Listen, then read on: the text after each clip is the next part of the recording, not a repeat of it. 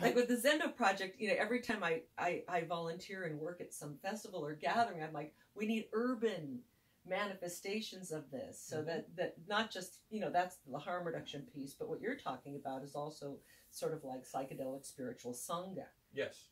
Yeah, I'm interested in, like, there's a rowdy feed about psychedelic therapy going on.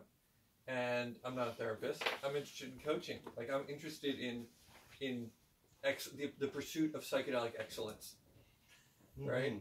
Like, I want people to live an excellent life full of meaning and supporting that kind of thing. And therapy is an amazing thing if you need therapy. Not everybody needs therapy. Some people need support in living an excellent life. And that, or they might not need.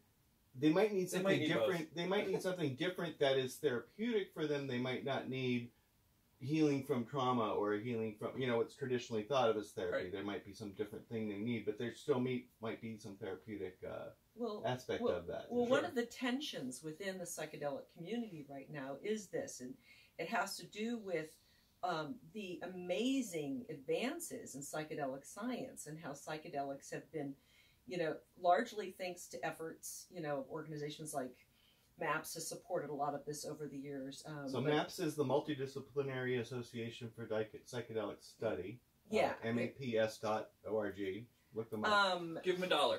Yeah, but some of this some of this interest of using psychedelics therapeutically and medicinally goes way back, much prior to MAPS. But they've been responsible really for really bringing a lot of visibility and pushing the envelope on psychedelic, research. And we now have FDA-approved clinical trials on like MDMA-assisted psychotherapy for PTSD, which has like been breakthrough. So there's a lot, really, for an almost intractable disorder to see changes in people in a way that's never been seen before. So there's these therapeutic contexts for the use of a psychedelic that have been really, really effective, and there's some pathway potentially toward decriminalization or therapeutic approval. There's that kind of thing, which is separate from really the issue of, being able to use psychedelics more generally, and the right. So now I came into psychedelics as someone that liked to, as a young man, explore my mind and levels of reality and this and that. And like a lot of people, then I eventually found that like music and dancing and socializing was fun on them, depending on if you were in a state where you could interact with people. Sometimes you weren't, and so that becomes a whole educational process. But then after having had many, many years of psychedelic experiences, and this was even before I got into the Grateful Dead, and with the Grateful Dead, it's like, I did not waste a single time with Jerry. I embraced the experience and dove into it, and but then I in my life encountered someone who was a psychedelic healer, who was a shamanic therapist, and this was before everybody was talking about it. So this was very underground. This was like basically someone handed me somebody's card and I called them. It was kind of therapy on the down low. And but what this was I took the medicines, and he worked with different things, so MDMA or LSD or psilocybin, and he did not work with things he found dissociative. So he did not work with ketamine. He could not work with DMT or things like that. It was always things that he kind of had a handle and a relationship with himself. But I'd lie there in his space, kind of like on a couch, and we would do some things that would look like traditional therapy as I was coming on to the medicine. Some of it would be talk about family, relationships, job, this, that, what's going on in my life. Some of it would look like meditation, like breathing and going within, and he'd sometimes guide the experience and sometimes not. But I remember at one point, as a gift, I'd given him the Grateful Dead Infrared Roses album, which had some like weird spacey stuff, and he put that on the background just to see how it would like trigger me. And I go, well, this is kind of fun. This is very familiar sounds. And I go, this is cool. This is the part where I'm going to start to like groove and have a good time, try to find a drum circle. And then he was like, well, yeah, normally maybe but that's not what we're doing here. Like, we're getting high in a different way. And this is more like we're going to go into these deep, dark corners. And so it was therapy in that sense. And we would do that for 5 or 6 hours. And it was a way different experience than just getting high at a show, in terms of both what it did for me, how it transformed whatever my issues were at that moment, my life, and how long it stuck with me. You know, more than just 5 days sometimes on a good one, you know, some of it to this day, because it really did heal and help and change my life. But so that's kind of that context, and I assume there's other models, but somewhere like that where someone might do it like in a therapeutic sense. And then there's that other sense where we're doing it as a self-expression. You know, we want to take it and go to a show or listen to some music or dance or maybe make it part of a normal spiritual practice, you know, of, you know, the kind that you were talking about, Daniel, in terms of finding and, you know, living a meaningful life, like targeted application of it, that could still be seen as, you know, what does it mean to call something therapeutic? It's a mindful usage. You know, there's a huge, you know. And what does it mean to call something fun? Right. I mean, that lying on the couch thing, that wasn't fun. That was a lot of that. It was painful, but really good for me. Well, I like that you use the term spiritual practice, because we want to keep in mind that people have been having supportive relationships with each other since before therapy existed. Right. Like, there have been people who have been holding space for each other and have been guiding each other around since before Freud was born. Well, right, but there was always healers or a shaman or, you know, the you know, village grandmas or whatever, you know. I mean, you know, grandmas right there. I mean, grandmas are kind of shamans. So it's just, you know, the and again, I know brilliant therapists, but, you know, the concern is that therapists plant their flag and say, this is ours. You know, that the therapy, that the medical therapy model is like, this is our thing now. You go through us. And so that is a little, there's like, you can hear that kind of languaging in the way that some, not all, some of them talk, and I can feel like my skin just tightens when I hear it. They say it. I mean, but this is alluding to this debate that's going on in the field about whether it should only be therapists who do like psychedelic integration or psychedelic counseling, or whether it's something else. We could even trace that all the way back to the Pranksters versus the what was that? Millbrook. Millbrook. That's what was going. Pranksters versus the Millbrook approach. You know, just you know, setting and everything all kind of planned out and notes taken and followed up, or let's just go crazy and have a good time, which is kind of. But then also outside of that argument, there were people like Stephen Gaskin.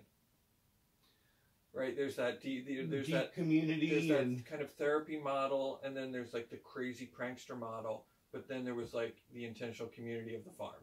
Interesting. And I've got farm on the brain right now because we're like watching Ina May Gaskin documentaries because we're having a baby soon. So like, by the way, Daniel's having a baby.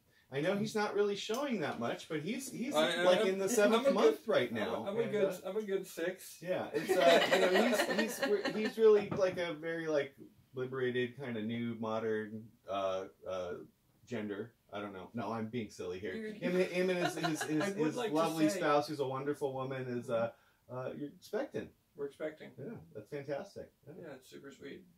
Yeah, good people. Good people to be parents, I think. You know.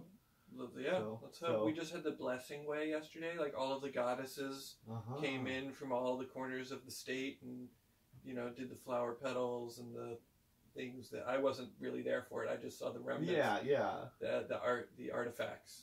Very nice. Yeah, it was really, really sweet. Yeah. Yeah. And you're a parent too. Yeah, but I'm empty nesting right now. Empty nesting, sending them all off to college.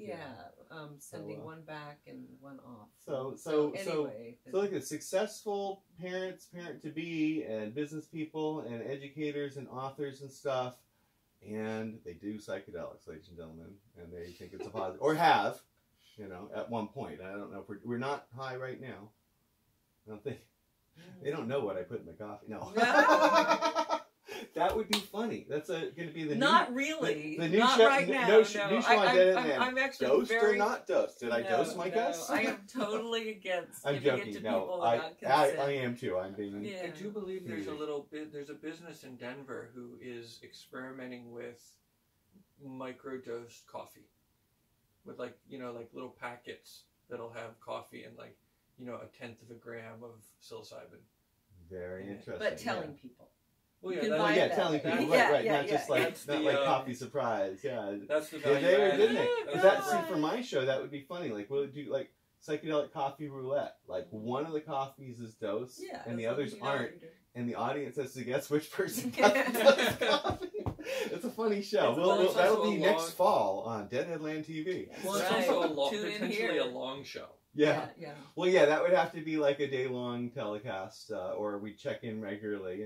It's an idea. So, all right. So we've actually been on for almost an hour now. Yeah. So I want to, if you guys still have a few more minutes, kind of check in. I know there were some questions on the feed. Yeah. What were some of the questions on the feed? Yeah. Did you have I'm not looking at a feed. Yeah. I'm sort of glancing at the number because that's how that's how I get my dopamine. Oh God.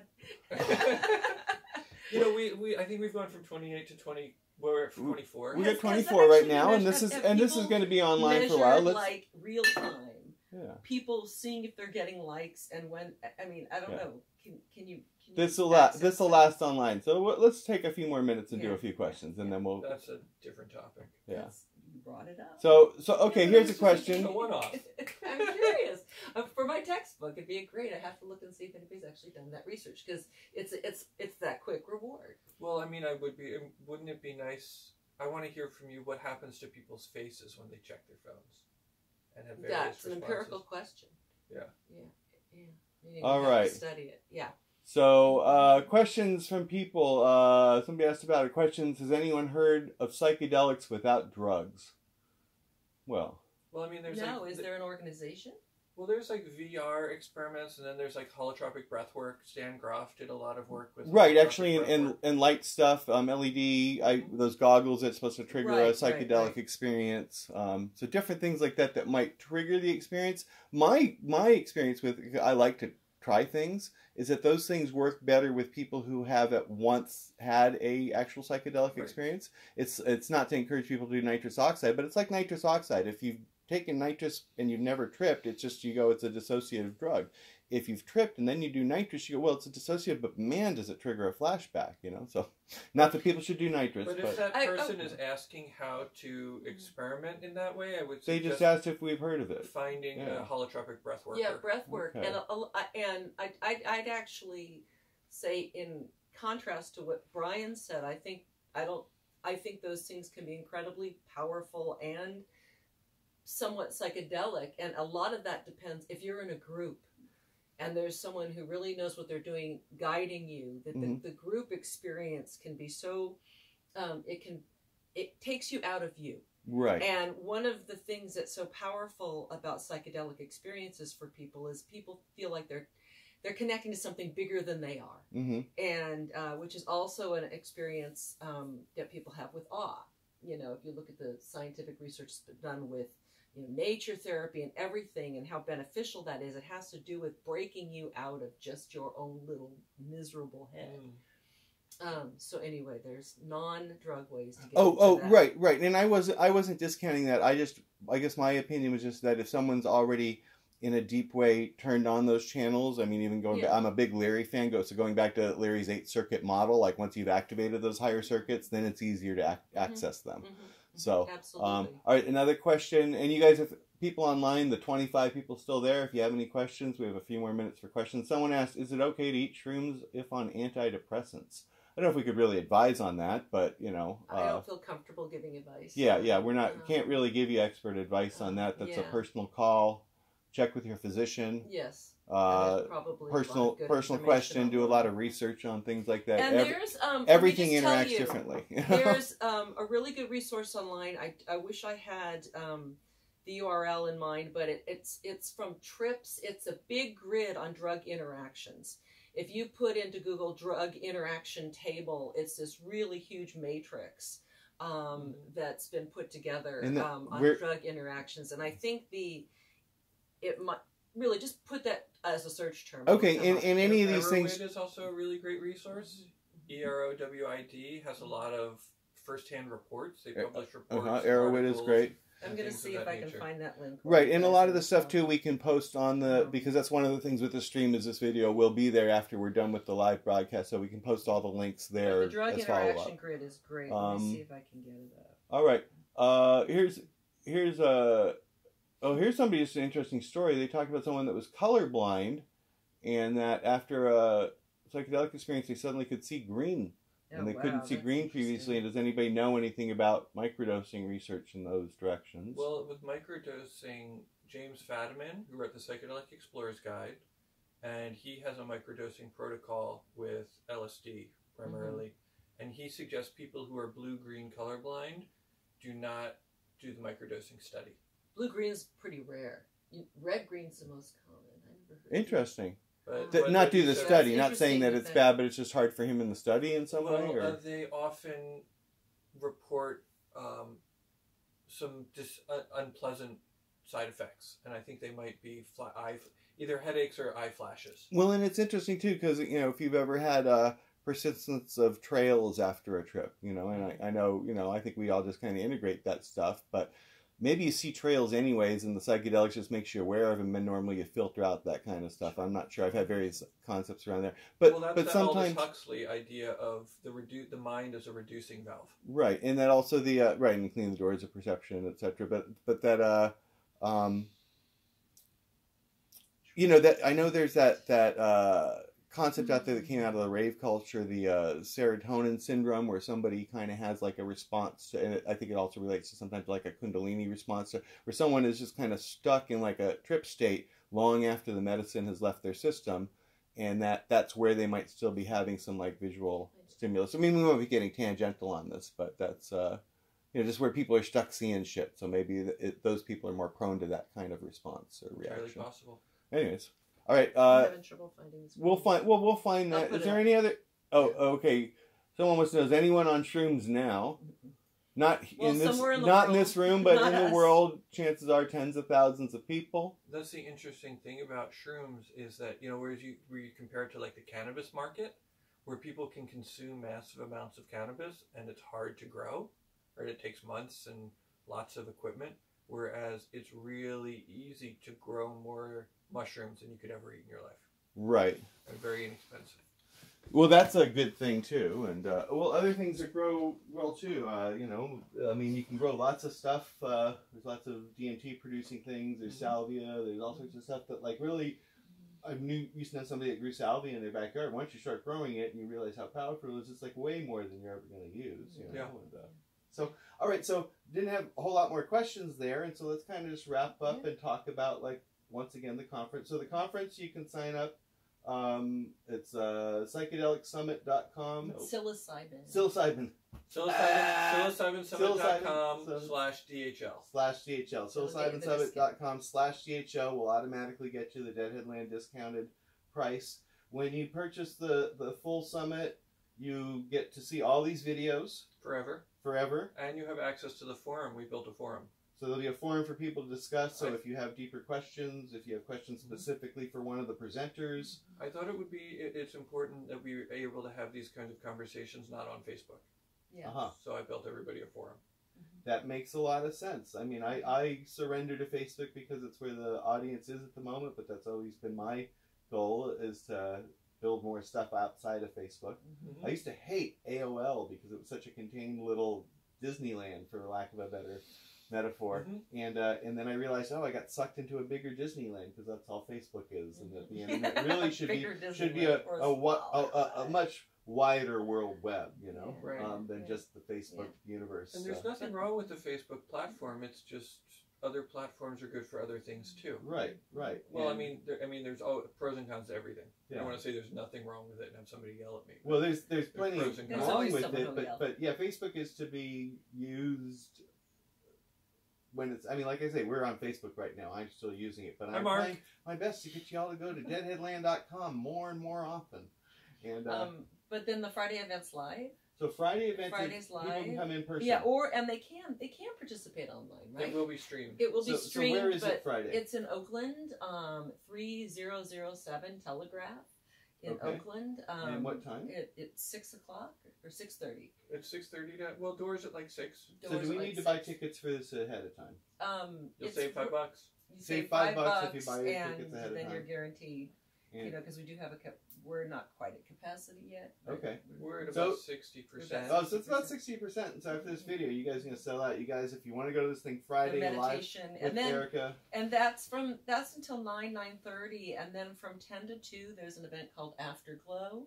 that's sort of like an after party, more experiential event afterwards. I don't know if you want to say anything about.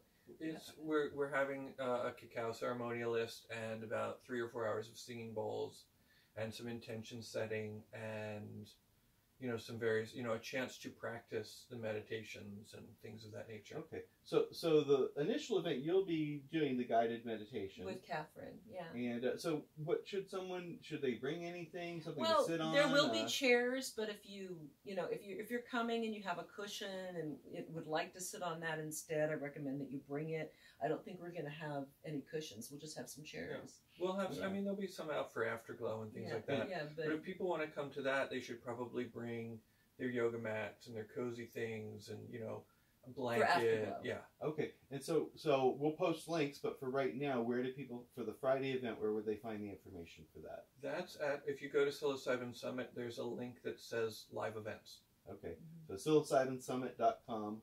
Yeah, and this one's and then click the link for live events. Yeah, this one's called Mushroom Meditations. The Mushroom Meditations with Erika Rosenberg, Ph.D. And then and Catherine McLean, Ph.D. And Catherine McLean, Ph.D. And then the I go like this, afterglow, because it was going to be upstairs, but now it's not going to be upstairs. That's called Afterglow, and that's a separate registration. Yeah. Okay. So that's that, and then the summit actually starts on Thursday. You might be a host. I might be hosting something. We're not sure. We'll let you know. But sign up for Thursday. So everybody go to psilocybinsummit.com/DHL right now and sign up for the Thursday for free. If nothing else, please do that, and you'll get the Thursday stuff for free, and then you'll find out if it's something that grooves you and you want to do the rest. And if you want to do the rest, again, for the small fee and you get a discount with the Deadheadland, you'll get the whole summit for the rest of forever. So you can participate live, you can watch it later, you can chat on the forum live or after. Great. And what else do people need to know? Be kind to themselves. Be kind to yourselves. Be good to yourselves. Be nice. Yeah.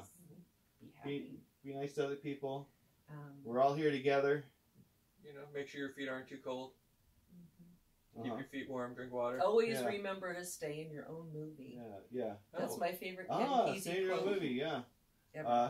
Chop wood, carry water. What did the master do before he was enlightened? Chop wood, carry water. What did he do after he was enlightened? Chop wood, carry water. That took me a long time to get that one. But don't you let that deal go down. Don't you let that deal go down, Sometimes you get shown the light in the strangest of places if you look at it right. Yeah, you don't always get what you want, but sometimes you just might find... Wrong show. Rolling Stone land on them? You can always find the Stones. Yeah, come on, the Stones are always welcome. Yeah, always welcome. Yeah. Hey, this is as I like to tell people when they get pissed off when I post fish stuff, this is Deadheadland, not Grateful Dead only land. There's many lands and many rides you can go on and, enjoy the rides and skip the ones that aren't for you. Not everybody wants to go on, great moments with Mr. Garcia. Some people want to go on, Mike Gordon's Wild Ride. Or both. Is that Jerry Garcia's house? No, that's God's house. Jerry's up the hill. Yeah. I know that one. All the funny jokes. All right, so that's it. This has been Deadheadland episode number 5.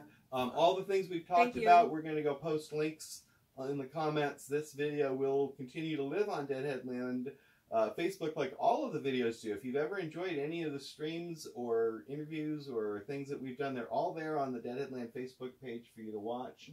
And just a quick Deadheadland update. All of you that have ordered t-shirts for the fall run, the t-shirts are ordered, and I should have them in a week to 10 days, hopefully before the end of September, and I'll start shipping them out to you. And also the Deadheadland Patreon account. If you like what we do here, go to patreon.com, patreon.com/Deadheadland, and you can be a subscriber for $1 a month. Think about how much entertainment you get from Deadheadland for $1 a month. That's $12 a year, as opposed to like Netflix. What, you got to pay them $10 a month, and how often do you watch it? Not as often as you watch Deadheadland. Most of you do. I'm pretty sure of that. The 20 people still watching, you guys. Is it 20? Thank you. Or is it down to? No, we've lost them all. All right, bye everybody. Thanks for tuning in. I gotta go home. Bye. Yeah, we'll come back. We'll be back in just a little bit. Oh God, I didn't want to see it. Oh no, that was great. You have to watch it. That was great. Okay,